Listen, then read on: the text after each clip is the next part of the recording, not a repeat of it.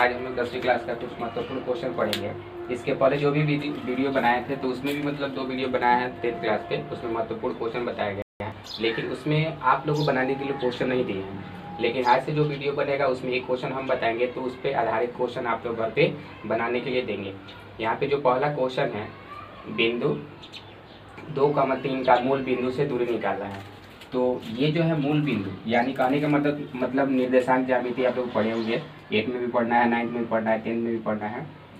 तो ये एक्स अक्ष होता है और ये वाई अक्ष होता है, और एक्स अक्ष वाई अक्ष जहाँ पर कटता है उसको मूल बिंदु बोलते हैं इसको। तो ये है एक्स अक्ष और ये है हमारा वाई अक्ष। अब 2,3 कह रहा है, यानी कि पहले वाले को एक्स बोलते हैं और दूसरे वाले को वाई बोलते हैं। तो ये 1 2 3 1 2 3 ये बिंदु देखते हैं कि प्रथम चतुर्थांश में कहाँ पर बनेगा। यानी x पर 2 कह रहा है, तो ये x है और x पर 2 कहाँ पर है, 2 नियामक यहाँ पर। y पर बोल रहा है 3, तो y पर इसके सामने 1 2 3, यानी ये जो बिंदु बनेगा 2,3 यहाँ पे बनेगा। यानी ये जो बिंदु दिखाई दे रहा है x पर 2 और y पर 3, यानी पूछा जा रहा है कि बिंदु 2,3 है ना, यानी ये वाला मूल बिंदु से कितना दूरी पर है। यानी यहाँ से और यहाँ तक की दूरी पूछी जा रही है आप लोगों से, यहाँ से यहाँ तक की दूरी पूछा जा रहा है कि मूल बिंदु से ये बिंदु कितना दूर है। तो मूल बिंदु से दूरी निकालने के लिए अगर कोई बिंदु दिया है और मूल बिंदु से दूरी निकालने के लिए पूछे, उसके लिए जो सूत्र होता है दूरी सूत्र, √x² + y²। यानी ये दूरी सूत्र कब लगेगा, जब जो है मूल बिंदु से दूरी पूछेगा तो ये वाला सूत्र लगेगा। यानी दूरी सूत्र है कब, जब मूल बिंदु से दूरी पूछेगा तब √x² + y²।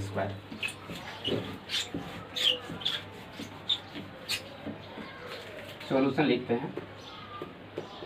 यानी यहाँ पे x का मान दिया है 2 और y का मान दिया है 3 और मूल बिंदु से दूरी पूछा है, तो लिखेंगे मूल बिंदु से दूरी। तो मूल बिंदु से दूरी का जो सूत्र होता है √x² + y²। यानी x का मान कितना, तो 2 का स्क्वायर, फिर y का मान कितना, तो 3, तो 3 का स्क्वायर, 2 का स्क्वायर 4, 3 का स्क्वायर 9, √9 4 13। यानी कि दूरी हमारा कितना आ गया, दूरी हमारा आया √13। अब देखिए, कभी भी जो दूरी होता है उसको जो है कोई ना कोई मात्रक होता है, तो इसमें तो कोई मात्रक नहीं दिया है, सेंटीमीटर नहीं दिया है, मीटर नहीं दिया है, तो हम अपने तरफ से क्या करते हैं, यहाँ पे मात्रक लिख देते हैं या इकाई लिख देते हैं। ये देखिए यहाँ पे बिंदु दिया है और मूल बिंदु से दूरी पूछ रहा था, ठीक है। तो ये होता है x का मान, ये होता है y का मान, ये लिख दिए x का मान y का मान। मूल बिंदु से दूरी निकालने का जो सूत्र होता है √x² + y²। इसको बनाने के बाद इस दूरी जो आया है √13। अब क्या करते हैं, इसको कुछ मतलब मात्रक लिखते हैं, या तो मात्रक लिखिए या इकाई लिखिए। आप लोगों को एक मतलब क्या बनाना है घर पे 3,7 का मूल बिंदु से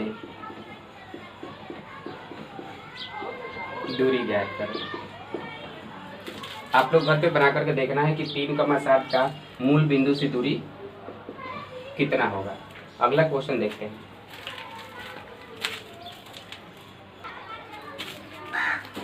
यहाँ पे जो अगला टाइप का क्वेश्चन है, इसमें से भी मतलब क्वेश्चन आता ही आता है एग्जाम में। इसके बाद वाला जो क्वेश्चन दिया गया है कि x² - 5x + 6 = 0 का शून्यक निकालना है, ठीक है। तो ये हम निकाल करके बता देते हैं। ये आप लोगों को घर पे बनाना है कि x² - 7x + 12 का शून्यक क्या होगा। तो इसको हम बनाते हैं, लिखते हैं हल। सबसे पहले इसका गुणनखंड तोड़ते हैं, तो x² - 5x + 6 = 6 लिख देते हैं, ठीक है।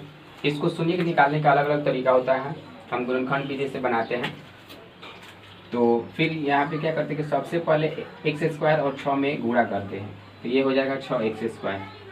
अब 6x² को इस प्रकार तोड़ना होता है कि हल करने के बाद बीच वाला ना चाहिए। और ये भी आपको ध्यान देना है कि जब बीच वाला -9 होता है तो दोनों जो गुणनखंड आएगा उसको जो है माइनस में लिखना है।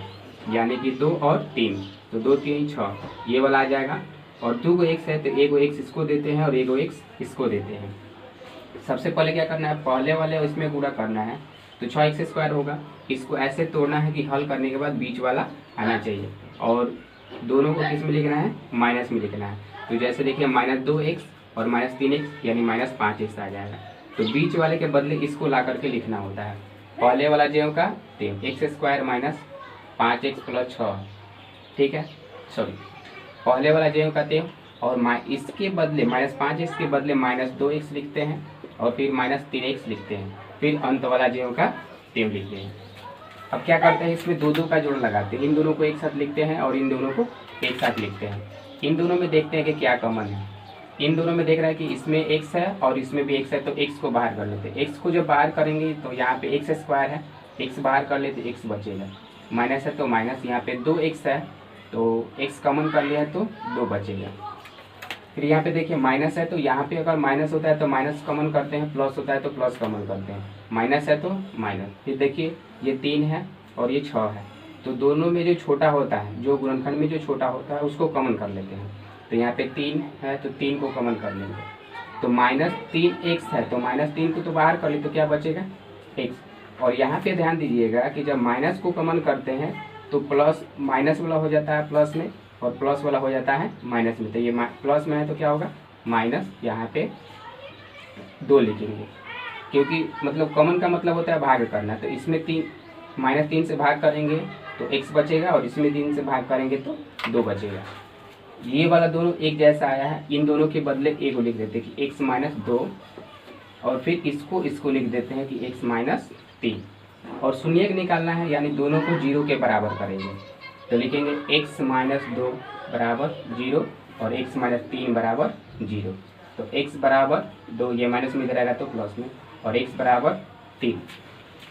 यानी क्वेश्चन में x² - 5x + 6 बराबर का शून्यक निकालना था, ठीक है। तो इसको क्या करेंगे, पहले लिखेंगे, पहले वाले अंतिम वाले में गुणा करेंगे तो हमारा गुणनफल आएगा 6x²। इसको ऐसे तोड़ना है कि हल करने के बाद बीच वाला आना चाहिए। तो 2 तिहाई 6, x और x, यानी 2 को x है तो 1 को x इसको देते हैं और 1 को x इसको देते हैं।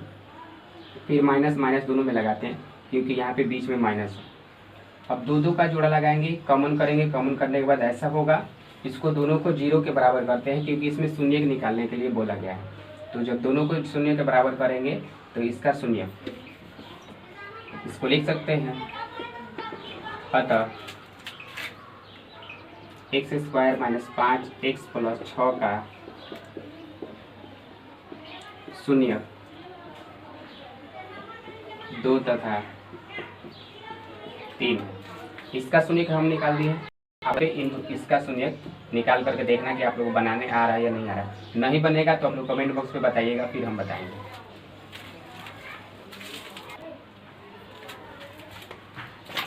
देखिए अगले प्रकार का जो क्वेश्चन है, 2x² - 3x + 4 बराबर 0 का विवेचक निकालना है। विवेचक को विवेक्तिकर भी कहा जाता है और विवेचक का जो सूत्र होता है d बराबर b² - 4ac होता है, यानी कि d का मान निकालना है। d बराबर क्या होता है, b² - 4ac। ये वाला क्वेश्चन हम बता देते हैं और ये वाला क्वेश्चन आप लोगों को घर पे बनाना है। लिखते हैं हल। यहाँ पर ध्यान दीजिएगा, d बराबर जो सूत्र होता है b² - 4ac, यानी उसमें जो b किसको बोलते हैं, किसको बोलते हैं, तो याद रखिएगा कि जो x² के साथ में रहेगा वो a का मान, x² के जो साथ में रहेगा वो a का मान, यानी a बराबर कितना हो जाएगा 2। फिर जो x के साथ में रहता है वो b का मान, b बराबर कितना हो जाएगा -3। फिर c, यानी जो अचर पद होता है वही c का मान होता है, c का मान हो गया 4। a b c का मान निकल गया, इसलिए विवेचक बराबर, विवेचक को d से निरूपित करते हैं और विवेचक का जो सूत्र होता है b² - 4ac होता है, ठीक है। b का मान कितना है तो -3 है, तो लिखेंगे -3 का होल स्क्वायर, -4 × a का मान कितना है 2 और c का मान कितना है 4। 3 का स्क्वायर करेंगे तो 9 हो जाएगा और माइनस का स्क्वायर करेंगे तो प्लस हो जाएगा माइनस। उसके बाद देखिए 4 × 16, 16 × 32। अब क्या करते हैं, 32 में से 9 को घटा लेते हैं, 32 में से 9 को घटाएंगे तो 12 में से 9 गया 3, और ये जो है आपका 2 यानी कि 23 माइनस में, यानी कि अतः विवेचक -23 होगा। यहाँ पे आप लोगों को विवेचक का मान पूछा गया कि विवेचक का मान बताइए। तो 2x² - 3x + 4 = 0 का विवेचक निकालना है। विवेचक का सूत्र होता है b² - 4ac, यानी यहाँ पे a b c का मान निकालना है। तो जो x² के साथ में रहता है वो a का मान, जो x के साथ में रहता है वो b का मान, जो अचर पद होता है वो c का मान। अब इसको ला करके यहाँ पे रखे हैं। इसको हल करने के बाद d का मान कितना आया है 23, अतः विवेचक का मान 23 आया है। आपको घर पे ये क्वेश्चन बनाना है, नहीं बनेगा तो कमेंट बॉक्स में बताइएगा।